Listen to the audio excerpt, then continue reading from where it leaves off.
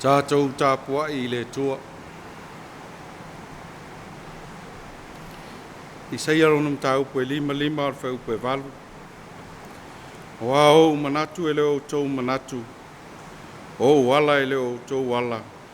O feta lai mai ai le li. Talo mo le ngang pa ia.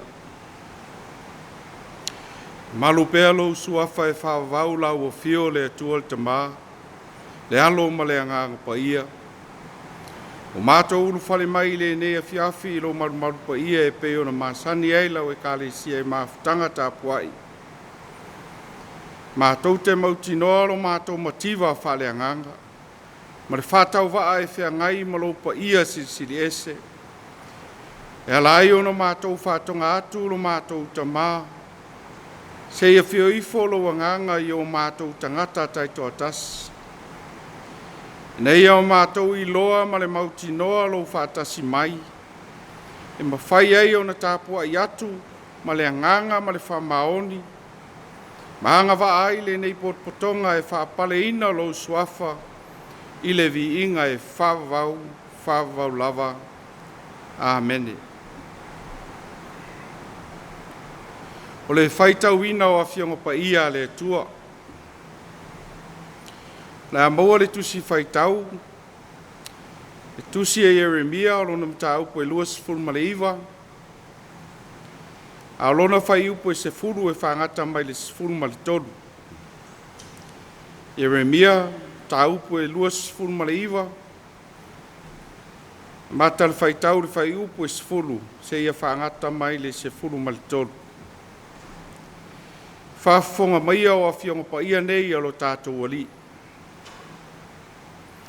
Walo whapeo no whetalai mai o le li.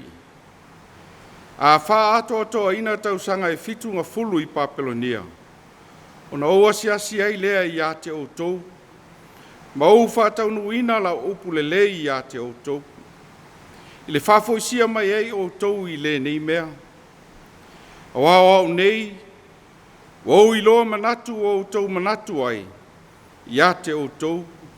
O manatu I le manuia. Ai le o le malaia, o lo feta lai mai ai le ali. E fōina atu ia te outou le unga I ai le whamoe moe. Ona outou wala au ai lea ia te au. E o fōi outou matatalo ia te au, o te whalongo fōi ia te outou. E saili mai outou ia te au, tau te maua fōi, pe au tou saili mai ia te au. Mautou loto a toa. Whamanuia mai le tua e ala I le whaitau, whalongolongo I ana Afionga pa ia. Pa ia tu maua atu ia te ia lona vi inga nei eo o le whavau lava. Amen.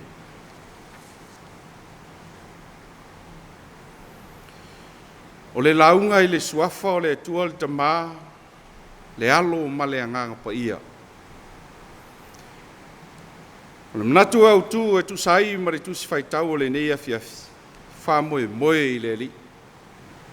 Whamoe moe I le ali.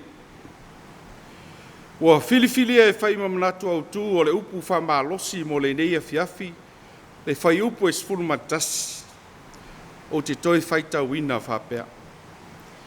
A wao au nei o iloa manatu o tau manatu ai I a te outou. O manatu I le manuia. Ai leo le malaia. O lo feta lai mai ai le ali. E fōina atu ia te outou le unga e iai le whamoe moe.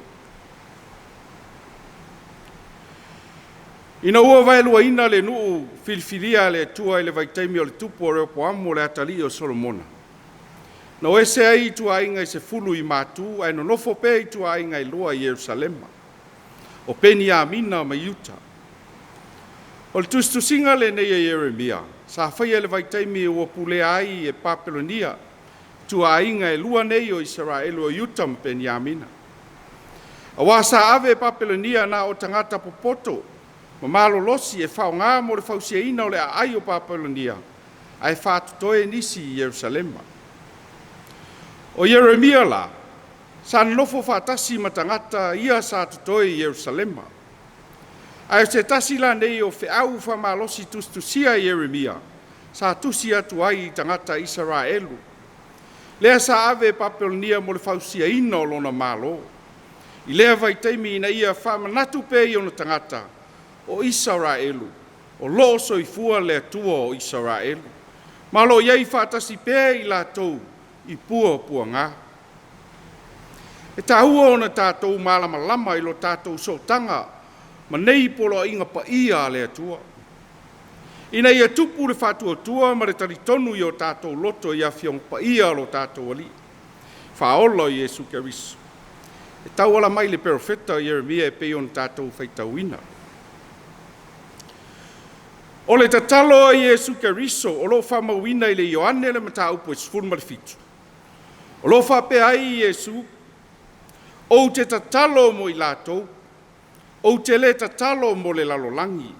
Au i lātou na e fo ina mai i a te au.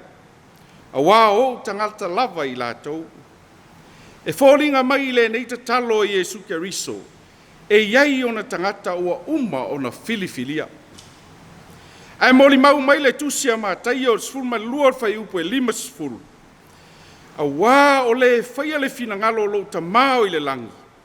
O lo uso lea, o lo tua fine ma lo tina. Le ainga filifilia lea ua mori mau mai ai mātai o. Na fōina mai e le atua le tamā ia Jesu Keriso.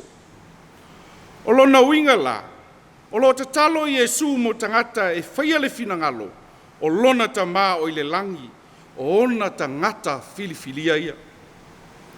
A tātou mānatunatu la i le nuupa ia o Israelu. Ma ele sa fe whaafio a i lo tātou ali whaola. O lo lata iei atu nuu a lapi. E iei Iran, Iraq, Saudi Arabia. E ei foi seina maisi atu nuu pe o intia. A le whamaunianga lea o le ainga filifilia e le tua. E ala ia Jesu Keriso lo tātou ali i whaola. O nei atu nuu. E lata le nofoanga sa ulua i tala ina ai le tala le leia Jesu Keriso. Malona tamā o i le langi. E iai le taritonunga, sa ta tau ona uluai. Li ua nei nofoanga, maona tangata anu. E talia le nei tala le lei, pe ana finangalo iai le atua. Ai peitai.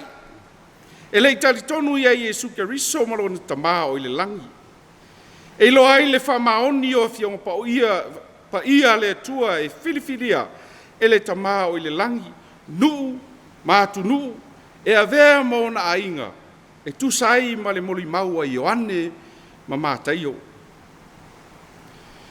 Mai Israelu se ia o mai Samoa, e vai mai la e afe, mafe, o ele, ma vasa te tele. Aina taunu lava i ona lau whanua le tala le leia Jesu Keriso. Matalia le tunu a toa e au noa ma le te ena. O le pine whamau lea o Samoa sa filifilia lava, e le atua e vea mona a inga, nuu ma le atunu. Ai le i fofoina le langi male lalolangi. O le foi sa valo ia i lona atua o taua o na whanua, e whatali langi lo malo Samoa. Le sotanga lea, o le wholaunga Samoa ma fionga pa ia le atua. O whai matatu matua ele nei Afiafi. E afu ai le te tau o na whatua tua mataritonu whamaoni. O tātou loto i ai Jesu Keriso. Mana fionga forfolaina. O wao i tātou o le ainga. Nuu ma le atunu. Ua ia filfilia mo ia lava. E tolu ni vaenga e fia whataua ina i a fiong pa ia o tātou whaitau ina i nei Afiafi. Mua, o oe malo sio manga. O le tuu ai e le whanaunga o Israelu, le sio manga sa masani ai i Jerusalema. O se afianga tele lea i tangata, ona ua tautoe a mata. Ona whamasani le sio manga fau, e whapea foi ia i la tau sa tutoe ai i Jerusalema. O toe sea nisi sa whamoe ai le ngalue inga o le sio manga. A wā le ola ai i aso taitasi. O le ala tonu lea sa whamanatu ai Eremia le tua o Israelu i ona tangata. Ina ia aua ne i uma le whamoe moe i le tua. Awa e sila fia ia mea e manuia ai leo le ola malaia. Whapea lo tātou soifuanga. Ua tele ina tuua o tātou sisi o manga. Sa whawhai lele ai le tala le lei a Yesu Keriso. Ai sa ili atu, mahalo atu i atu nuu. Inisi no whanga e mau ai le manuia i le lalolangi nei. Pole a lava le sisi o manga. Ua e iai le nei vai tau. O le soifuanga. Ia aua lava nei ngalo ia te oe. O e sa whiriwhiria e le tua ma e iu vale sau tau mawhai le sio manga o loe iai pea e le wha moe i le tua. Lona lua, o oe ma le mafutanga ma le isi tangata. O motusia whea ngainga na osi ma inga uo ma e masani a wao tu ua mea umalava. Ona le suinga foi o le soifuanga o Vaea se ina ai nisi o le malo Israelu. Ma ave i Papelonia ai tuua nisi Jerusalema. O afianga fitane i awae afia i manatu. Ma whalononga whare tangata. E se foi tali tonunga o tangata. O le ala tau whatasi. Ma e ono sui ai tali tonunga whale anganga. O na ngalo leo tali tonunga sa whawhai lele ina ai. I la tau i Jerusalema. A wasa la tau Tapuaiga i whatasi le tua e tasi. E whapea foi le soifua ma le ololo tātou o lai. A tuua le whanau a inga o na wao onga. Pounu ngā li foi ua tuua a inga o na ngā ruenga whawai taimi. Pora lava le mafutanga ma isi tangata e lei masani ai. E ono lamatia ai le whatua tuanga lea e whamanatu mai e Yeremia. E mana tua ai foi le moa ngana Samoa. Au o le ngaoi ma le ngaoi. E te lava ua ngaoi atuai ma le ngaoi. O atu ngalunga tonu ia o lo popole i ai Yeremia. Ma whailoa atuai ua sila fia e le tua le mea sili mo lana whanau filfilia. Ia ola whamoe moe ia te ia. O na whoina mai lea o le unga e iai le whamoe moe. O le manatu whaiu, o le mafutanga le tangata ma lona atua. O le autu a toa lava le nei o le tustusinga le nei Yeremia i le whanaunga i Israelu. Wai e ilo le lei o Papelonia e whatua tua ma Tapuaiga i atua e le aini ola. Ma e mamate e le mawhai o na tali mai i puapua ngā ma mana onga o Israelu. Samoa lau whafonga mai le nei Afiafi. Ma ai ipo e whamoe moe i atua ma mate pe o na atu ngalu ai Yeremia. O le oa ma le tamau a inga. Ua whamoe mua lea e nisi o a inga e whai mo lato atua. Tūlanga tofi ma ululunga i tutonu o ngā luenga. Ma suafa matai tā ua i nuu ma fioanga. Ua whai mātua o isi tangata. O le atamai ma le poto. Ua maua e whanau. Ua whai lea matala le lei e fola isi a inga. Ua atua lava i ai. Ua vea foi le lima vai ma le tango lima. Ua atua inisi a inga. I tangata e fe soani i ai. So se a lava. Se mea e ave i ai lau whamua mua i to tonu o lo a inga po lo soifua. Ma le olo e ola ina. Ia e i loa. Ua vea lava lea mea e whai mo ua tua. Ai o whamanatu a whiongopa ia le tua i le nei Afiafi mo i tātou uma. O Yesu Keriso, o lo tātou a tua lea e ta tau o na tātou whamua mua i mea uma lava o le nei o langa. A wao lea ua whetalai Yesu Keriso, o te le ta talo mo le lalolangi uma. Au i la tau e fo ina mai i a te au. Ua filifili a lava sa moa e Yesu Keriso. Ina ua tātou whaia le finangalo lona ta mai le langi. Ma ua ia whetalai le nei Afiafi. O au nei, o au i loa manatu o tau manatu ai, i ate o tau. O te manatu le manuia, ai leo le malaia. o lo fetalai mai ai le ali, e fo ina atu ia te outou, le unga e iai le whamoe moe, i le suafa o Iesu Keriso. Amen. La tātou vi atu, i le pese ua saunia i le au fai pese.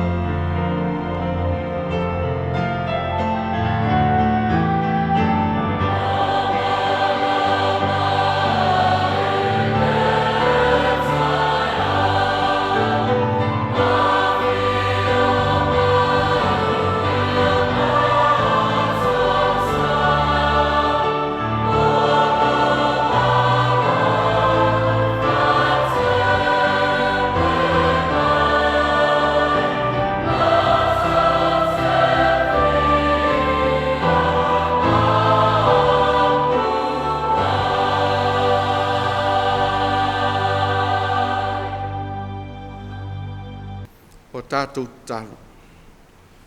Tātou Tapuaiga tu i le tua te mā le alo ma le nganga APIA. Lo mātou ta mai o i le langi. O mātou ta talo atu i a te oe lo mātou tua. Ina ia tu mau pēr le mamalu i a te oe whawawau. Sila mai au fonga lofa i lau whanau. Mau tangata nuu o Samoa. O le atunu sa e filfilia mai le langi e tau wala i lo lava lo pele to tasi o Iesu Keriso. O lona whaatale leia sa e tapena ino. E lau o fio, mai lava i le fofoanga APIA o le langi ma le lalo langi. E ao aia i mātou ono mātou atu whaatasi o luma e whawhitaia lau o fio. Ona o le tala le lei lo walo pele o Iesu Keriso. O mātou mau ai le file mu o lau o fio i to tonu o mātou a inga, nuu ma le atunu. Mātou te whawhtaia oe le atua, ona manuia sa e tuina i lo lava lo pele o Iesu Keriso. O manuia o mai i mātou. O hawa o ina ai i mātou. E lo mātou ali i whaola o Iesu Keriso. Ia o onga ese i le soifua ma le ola o lo mātou ola ina i le nei laulangi. whaafitai Iesu Keriso. O lawe ina o mātou tangata, i taitainga se sea le li o le nei lalolangi. E whaoso ai o mātou loto i Vaai, whalongo, e tuina nau ai mea o le olanga nei. Whaafitai Iesu Keriso, i le nei aso ono whamanuianga i se ese sa whamanuia mai ai lau whanau. Sa o mātou sa vavali le ata o le oti i whe au mga luenga. Whapea fo i tiute malo mātou wala auina. Ai o lau o fio sa whatasi mai mātou. Wa lawe ina ai lo mātou soifua ma le ola i le nei aso. Whaafitai le manuia o whanau o mātou moli mawina. Le whenga e o a onga tautua. Whapea tiute o e wala auina ai lo lātou soifua.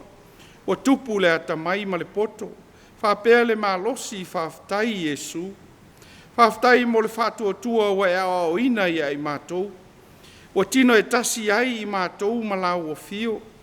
Whaafitai wa ato toa ai le talitonunga e te letu la fo ina lau whanau i mana o lilo i o mātou loto. A e te whātupu pēr le whamoe moe o le ola i lau whanau. E leo so mātou nu moni le nei. Ai wa umana sa uni le nofoanga sili tātou te no nofo mau ai ma lau o fio. Mātou te whaafitai Iesu Keriso. I lau ami o tonu o whailoa mai ailo o lofa tu noa mo i mātou. I lau maliu ma lau toi tū. Wanga wa ai mātou tangata anga sala i lau toto pa ia. Mou whalava lava e whaamangalo ina ai i mātou i le ola nei. O la mātou toi upu whaafitai le li ie, o na le tapena ina o mātou tangata i le whenga iai ma le nei lalolangi. E whaafitai iai o na o lou lava nganga pa ia. We e fio Iesu Keriso i lo no whaari i le langi. Ai o foina mai lou lava nganga.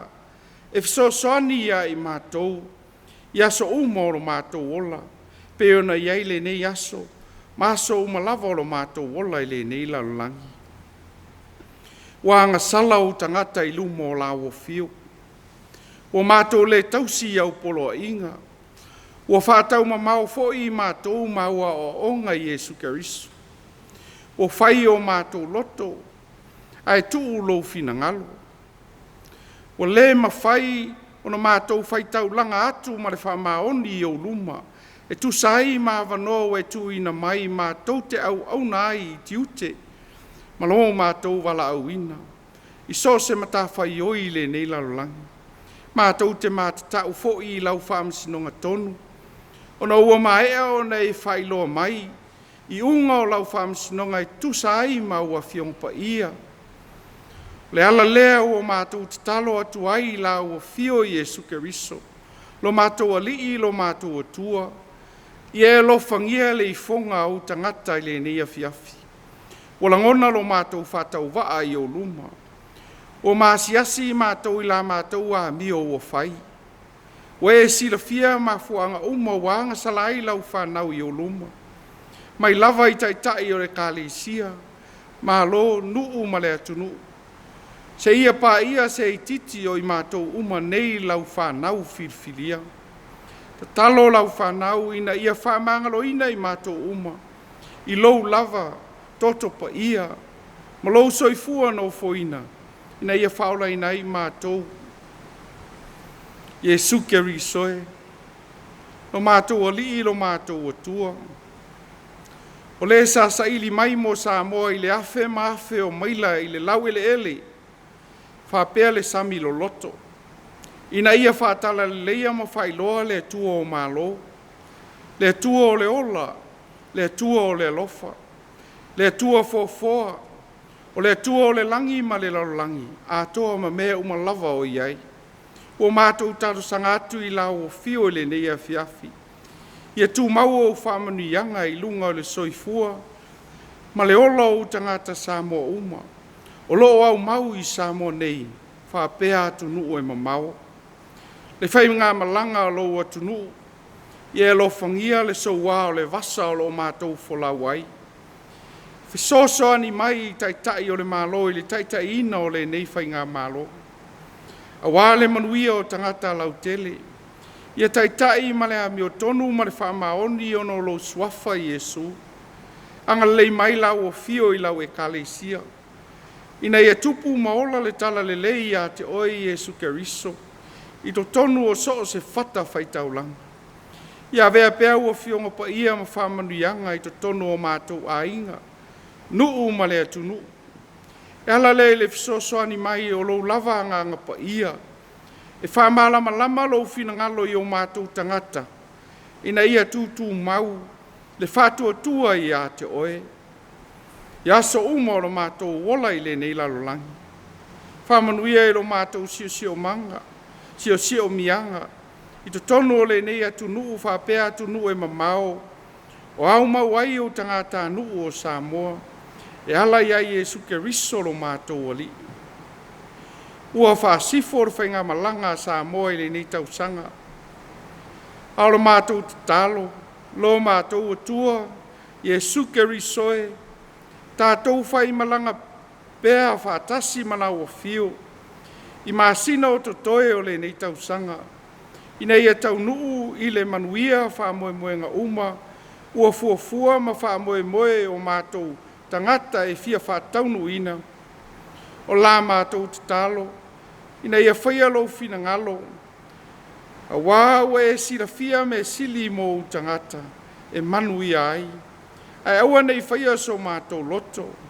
Ia tu mau mai pē ilunga o Samoa uma, le manuia o oe le tuol tamā, le lofa tu no oe Yesu Keriso lo mātou ali i whaola. Ma le mafutanga ma lou lava nganga pa ia nei e o i le whavavau lava. Amen.